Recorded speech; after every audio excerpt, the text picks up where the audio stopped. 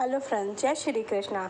शास्त्रों के अनुसार मार्गशीर्ष महीने का संबंध मृगशिला नक्षत्र से भी है। इस नक्षत्र के कारण इस माह का नाम मार्गशीर्ष पड़ा। हिंदू कैलेंडर के अनुसार कार्तिक माह के बाद मार्गशीर्ष मास की शुरुआत होती है, जो कि 9वां महीना माना जाता है। पुराणों में इस माह की बहुत बड़ी महिमा है।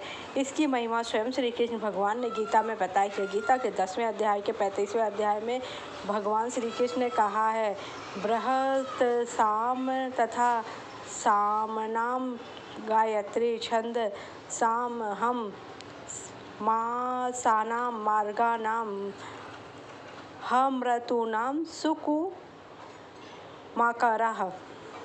अर्थात गायन करने योग श्रुतियों में मैं बृहत साम और छंदों में मैं गायत्री छंद तथा महीनों में मैं मार्गशीर्ष और ऋतुओं में मैं बसंत हूँ। सतयुग में देवों ने वर्ष का आरंभ मार्गशीर्ष कृष्ण पक्ष की प्रतिपदा तिथि से ही किया था। साथ ही ऋषि कश्यप ने भी इसी महीने के दौरान कश्मीर नामक शहर की स्थापना की थी। मार्गशीर्ष मास के दौरान यमुना नदी में स्नान दान का बड़ा ही महत्व है। मार्गशीर्ष महीने के दौरान यमुना नदी में स्नान करने से भगवान सहज ही प्राप्त होते हैं। अतः जो लोग जीवन में भगवान का आशीर्वाद बनाए रखना चाहते तो हर संकट से छुटकारा पाना चाहते हैं, उन्हें मार्गशीर्ष के दौरान कम से कम एक बार यमुना में स्नान करने अवश्य जाना चाहिए। लेकिन जिन लोगों के लिए ऐसा करना संभव हो, घर पर ही अपने स्नान के पानी में थोड़ा सा पवित्र जल मिलाकर स्नान अवश्य करना चाहिए। लेकिन जिन लोगों के लिए ऐसा करना संभव नहीं है, वो ये काम जरूर करें। इस महीने में सांवले लौने भगवान श्री कृष्ण की उपासना करना और पवित्र नदियों, तट या सरोवर में स्नान करना विशेष शुभदायी होता है। अगर आप संतान की इच्छा है तो श्री कृष्ण की आराधना करने मात्र से आपको संतान का वरदान बहुत सरलता से प्राप्त हो जाएगा। मार्गशीर्ष मास में कीर्तन करने तथा शास्त्रों का पाठ करने से अमोघ फल मिलता है। इस महीने में किए गए हर तरह के मांगलिक कार्य विशेष फलदायी होते हैं। इस महीने पूरे मन से श्री कृष्ण की आराधना करने से चंद्रमा से अमृत तत्व की प्राप्ति होती है। इस महीने श्री कृष्ण जी के मंत्रों और आरती, चालीसा, श्लोक, स्तुति आदि का पाठ विशेष फलदायी होता है। इस महीने गौ सेवा अवश्य करनी चाहिए। गायों की सेवा और उनकी उचित देख रेख करने से भी कृष्ण भगवान प्रसन्न हैं। इस महीने गायों के शुद्ध घी का दीपक मंदिरों में अवश्य जलाना चाहिए।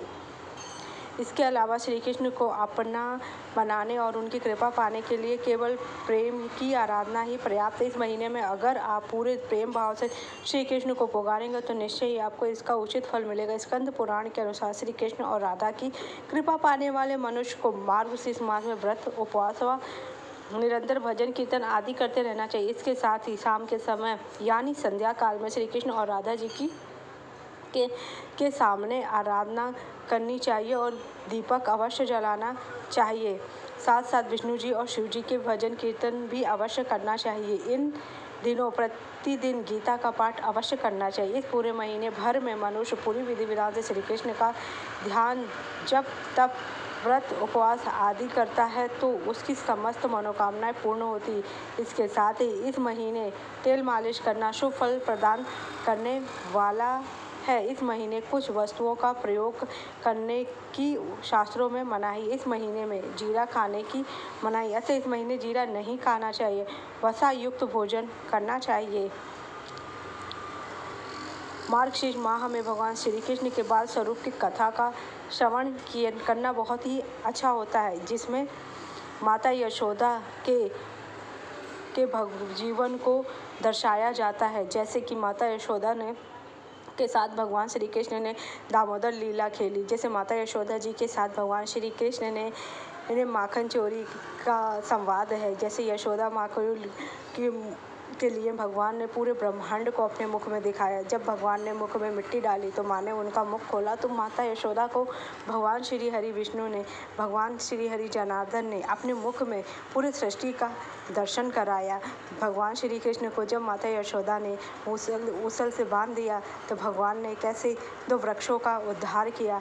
भगवान ने इस तरह तरह की लीलाओं से माता यशोदा को, जब भगवान को ने माता यशोदा के लिए ही ये सारी लीलाएं की थी, जिससे कि माता हमेशा प्रसन्न रहे और भक्तों पर ये लीलाएं पढ़ के या सुन के उनके पापों का अंत हो सके। राधा जी के साथ रास रचाया और गोपियों के साथ भी रास रचाया। यमुना जी के जल में कालिया नाग का वर्णन किया। ये सब लीलाएं पढ़ने से व्यक्ति को मोक्ष की प्राप्ति होती है और भगवान के श्री चरणों में इंसान मनुष्य का ध्यान लगा रहता है। अगर आपको मेरी जानकारी अच्छी लगे तो चैनल को लाइक कीजिए, सब्सक्राइब कीजिए, शेयर कीजिए। Thank you.